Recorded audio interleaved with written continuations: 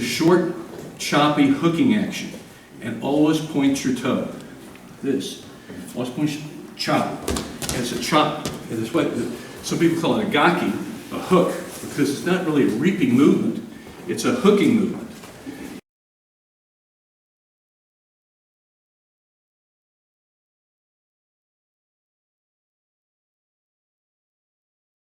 Now, we were throwing forward, and a lot of people think we have to throw them forward. Well, you know, one of the best ways to throw somebody is laterally, to the side.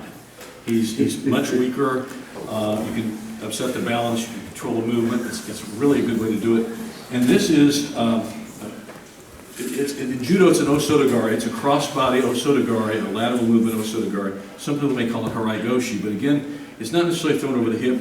The fulcrum is really, it's still a hooking movement, so some people actually call it O Soto Gake in Judo too. But whatever you call it upon. Okay, that's the point. But this movement is good because what I'm doing is, he's strong forward and back, but if I can move him sideways, I'll get him.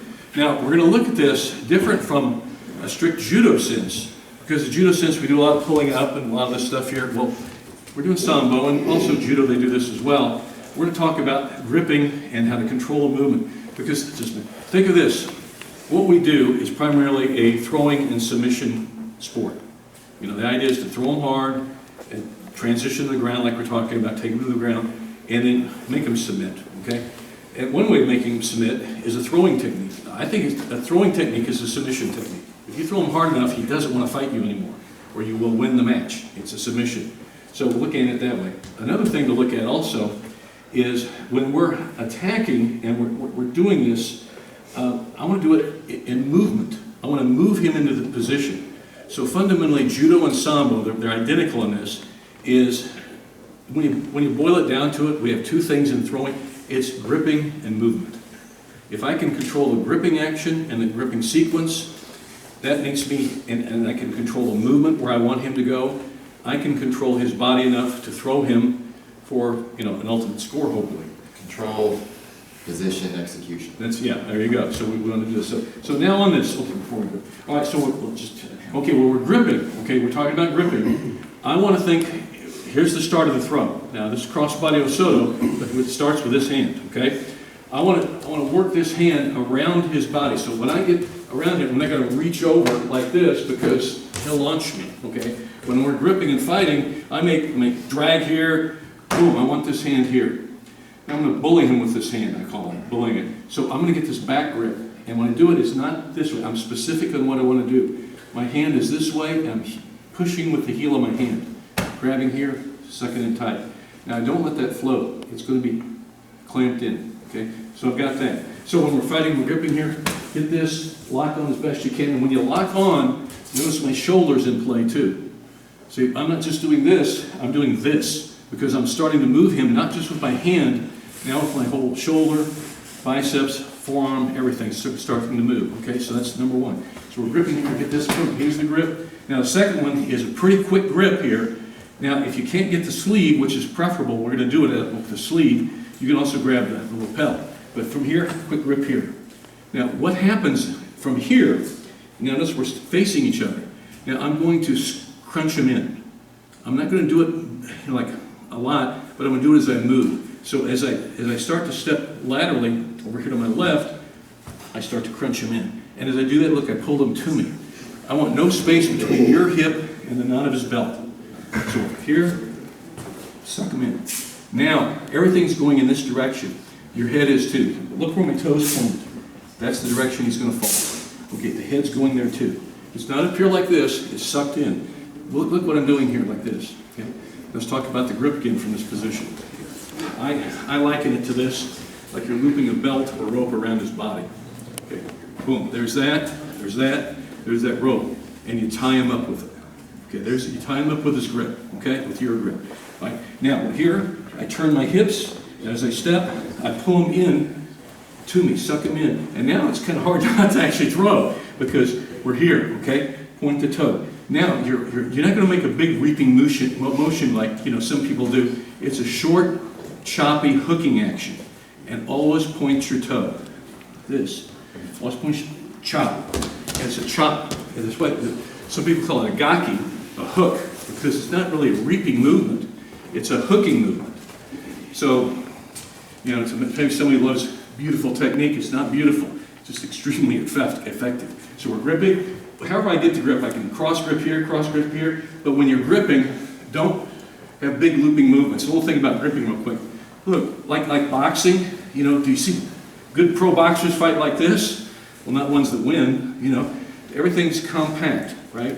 Boom, like this. So here, grip, bam, hit. And then, I mean, hit him, you know, it's his back, you know, so, all right, there we go. So suck it in tight, pushing with the shoulder, and bullying with my hand. Quick grip here, and when you do that, suck them in tight. You don't have to say, oh, grab the elbow. Grab somewhere between the elbow and the sleeve, suck them in tight, okay? Turn your hips as you step, okay? He's on me. Now, I mentioned this the other day, it's coupling. What you're doing is like a railroad cars, hooked together, and they move together. Same here. That's what we've got here. So I've got this, sucked in, step, and now, be sure you step. I don't want to reach, because now he could, even compromised as he is, he could still counter. So don't come back here and try to reach. Whoa, he's got me, okay. So don't do that. So suck in tight, step, now hook. It's a quick hook. Say, I might hurt his knee. You won't hurt his knee.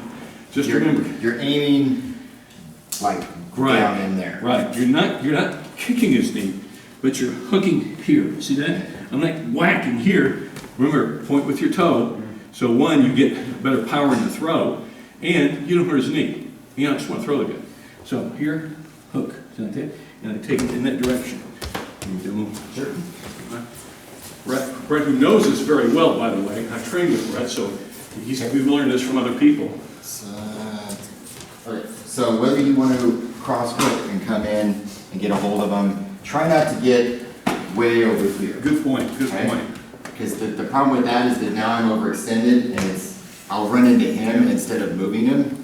So once you establish that grip, you want right there kind of on the scapula or in between the scapula, the shoulder blade, and the spine, the center point of the jacket. So not over there, right about there, okay? Another thing that I'll do is if he's not giving me that sleeve, is I'll take a hold of the lapel, like I'm gonna flare it and grab here, but instead of grabbing there, I pull him to where we're shoulder to shoulder, and then I just clap him on the back, right in there like that. So I know that if I can get him to touch my shoulder, okay, he's gonna move with me, and then my arm is right there on his shoulder blade, okay?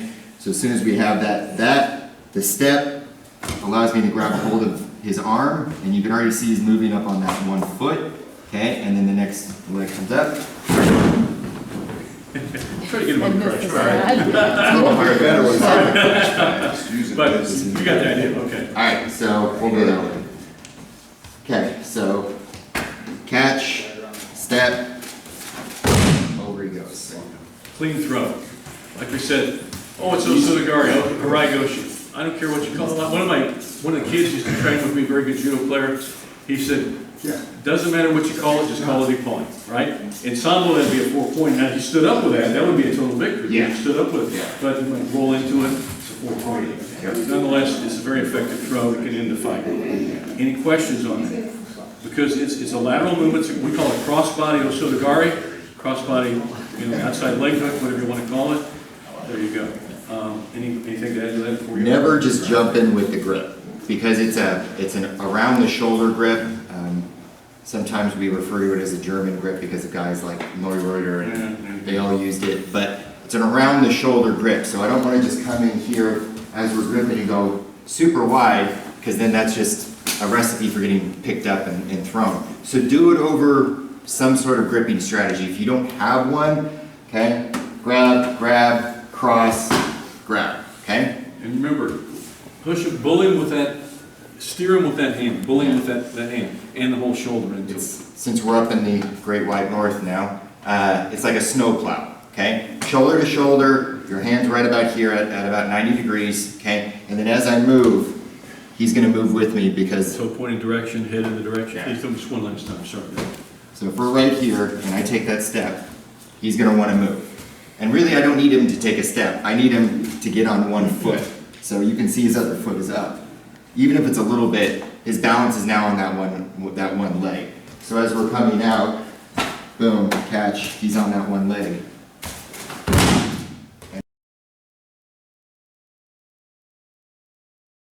When you're getting your grip with this right hand here, like this, you steer with his hand, bully with his hand, it's often better. Now, this ain't always, there's always an exception to a rule, but it's always better if I can get around his delt here and grab here in the middle of the back. Going under here doesn't afford me as much control over his body, okay, just because now I'm controlling his shoulder earlier, okay, this is separate here. So I've got this control and moving. Here, I don't have as much control, plus he can overgrip me or come over the top with some counter, and I'm in trouble there too. So I don't want to give him that opportunity. So when we're gripping and fighting here, I like to get this grip. Even if I don't do this cross body, I can start moving here and hit again. See how you can manipulate and steer him? These are your steering mechanisms here, just like a bicycle handles or a steering wheel in an automobile.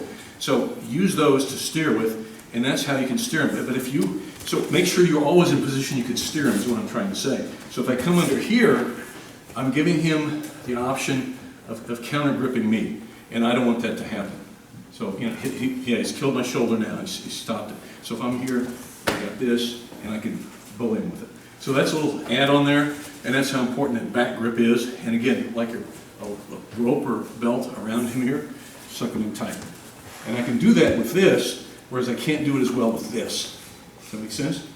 Okay, good. So even if you don't feel like you're getting him to move, still hit it, because if he's moved just slightly with you where he's bent, he's now off balance and his weight's on that one leg and it'll work. Controlling balance. Yeah. Let's work on the form on this, and then once you think, okay, I've got that pretty good, then we'll get on the crash pads and actually do the full throws, because it's a hard throw. It really is. Okay? Boom, catch, he's on that one leg. And over he goes.